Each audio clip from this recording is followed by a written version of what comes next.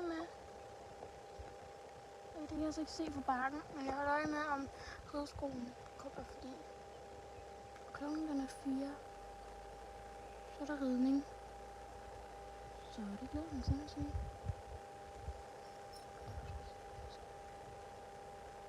Så den er ham, der er på mig. Jeg så spiger.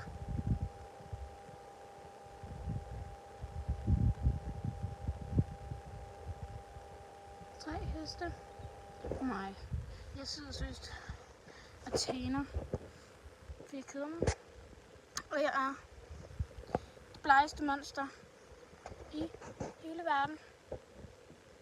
Og det er sådan like 22 grader, tror jeg søst. Fuck, det er egentlig varmt, når man egentlig tænker over det. Shit.